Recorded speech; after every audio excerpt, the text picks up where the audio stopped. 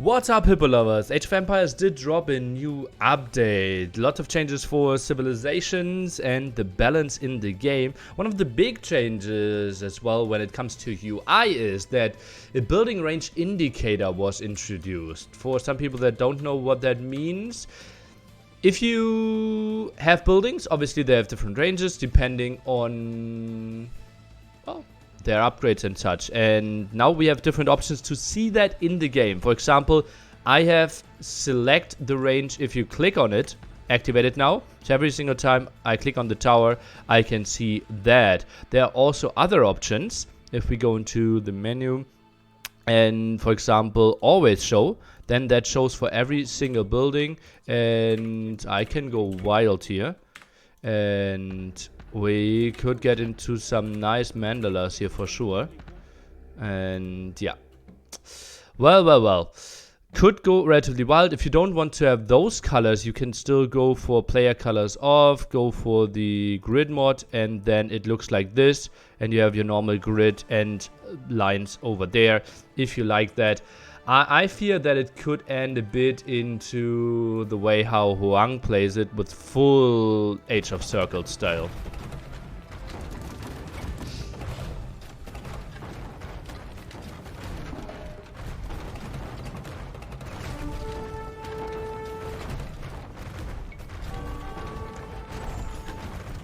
Yeah. And now the question is, did we need that in the game? The thing is, it was downloadable before. It was a graphics mod. Technically, graphics mod aren't changing the game, so you're not gaining more information. Is it looking pretty? I say no. Is it helping you in the game? I say yes.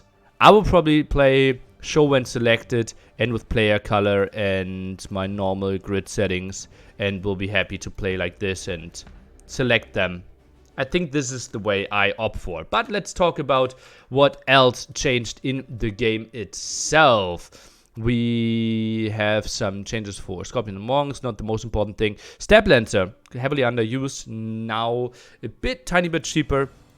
And obviously with the recent tournaments we had a lot of stay-made games on islands. So now you don't need to research cannon guns anymore if you have the tech available. Normally you had to go chemistry and then cannon gun upgrade. Now you can go for that a bit easier, and we are hoping that there are less stay-made games, and if you have a small advantage early on, you can pressure easier.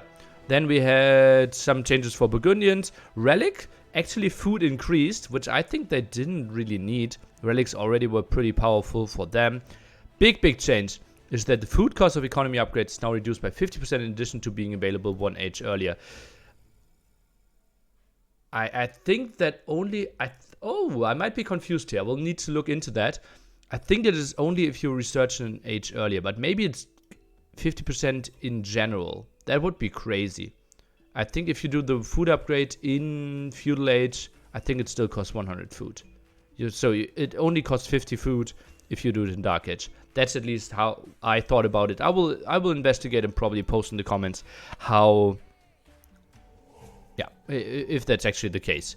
Then Flemish Militia, a bit weaker in their bonus damage there, and Burgundians Relic now only half the food, so you don't dry yourself down to 0. And farmers increased on gold after researching Burgundian vineyards. I also think that they didn't need that. But I might be influenced by 115 farms in deathmatch games right now where people just mass produce gold for themselves. So, well,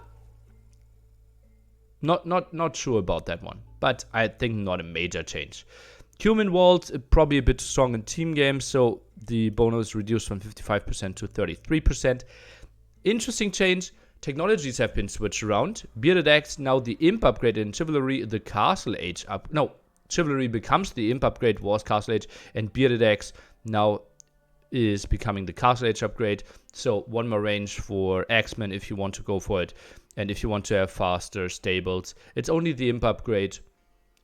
Makes the early power spike from Franks a bit weaker there, and the crazy production.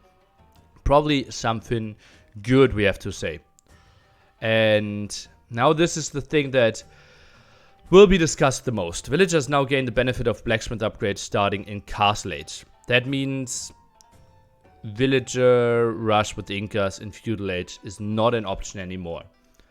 Obviously, for people that like the meme games, the so-called Noboru rush is not an option anymore. That was a lot of the identity of Incas. A lot of people hated to play against it. Casters loved it. Playing it felt shady. Some people love to play it.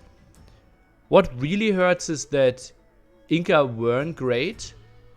Their win rate was heavily carried by that strategy, and now they're losing that strategy and don't get anything in return. Their team bonus is still ridiculously bad.